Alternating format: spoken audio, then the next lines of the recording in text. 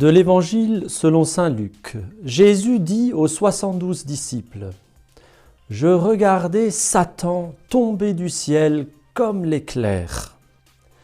Voici que je vous ai donné le pouvoir d'écraser serpents et scorpions et sur toute la puissance de l'ennemi. Absolument rien ne pourra vous nuire. Toutefois, ne vous réjouissez pas parce que les esprits vous sont soumis, mais réjouissez-vous parce que vos noms se trouvent inscrits dans les cieux. Il est temps que tu prennes conscience de l'autorité, du pouvoir que Jésus te donne. Est-ce que tu es disciple du Christ ? Si Jésus est ton maître, si tu essayes de suivre ses commandements, si tu essayes de suivre Jésus sur le chemin qu'il nous a montré, eh bien tu es revêtu du pouvoir sur toute la puissance de l'ennemi. Jésus a vu Satan tomber comme l'éclair du ciel parce que son pouvoir est brisé. Dieu s'est fait homme en Jésus-Christ. Nous sommes les disciples de ce Jésus qui a vaincu le mauvais en versant son sang sur la croix. Nous sommes les disciples de ce Jésus qui a vaincu la mort en ressuscitant. Et Jésus nous donne son autorité. Nous sommes revêtus de cette autorité.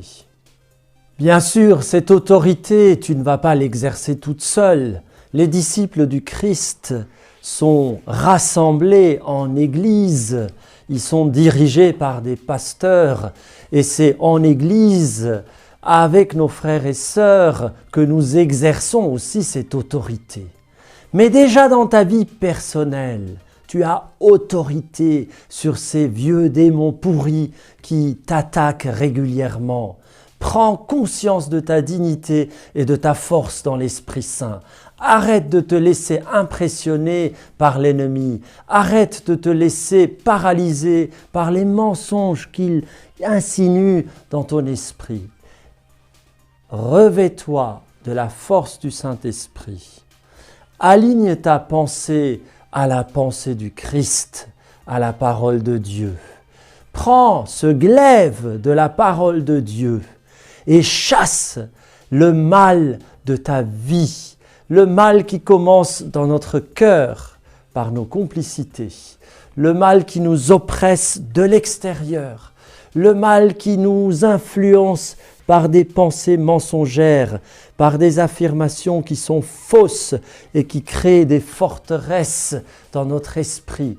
Eh bien qu'au nom de Jésus, ces forteresses de mensonges disparaissent dans ton esprit, que ta pensée soit alignée sur la pensée du Christ, sur la parole de Dieu, que la vérité soit toujours ta ceinture et que le glaive de la parole soit dans ta main, dans ton esprit, dans ta bouche. Nous devons déclarer la vérité de Dieu. Nous devons nous souvenir des promesses que le Seigneur nous a faites. Et nous devons être des soldats du Christ qui n'ont pas peur de l'ennemi parce que le Christ nous a donné pouvoir sur toute la puissance de l'ennemi. Chrétien, lève-toi spirituellement. Positionne-toi sous l'autorité du Christ en obéissant à ses commandements, en te soumettant à sa parole. Alors tu verras la victoire de Dieu se déployer dans ta vie et tu verras que l'ennemi, oui, l'ennemi tremble. Il sait que ses jours sont comptés.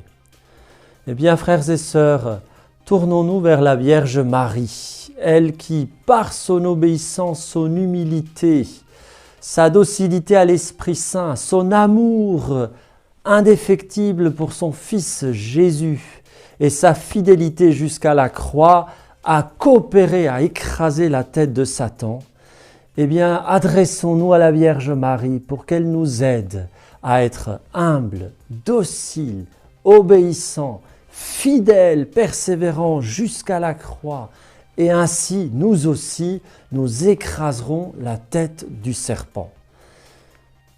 Je vous salue Marie, pleine de grâce, le Seigneur est avec vous. Vous êtes bénie entre toutes les femmes, et Jésus, le fruit de vos entrailles, est béni. Sainte Marie, Mère de Dieu, priez pour nous pauvres pécheurs, maintenant et à l'heure de notre mort. Amen.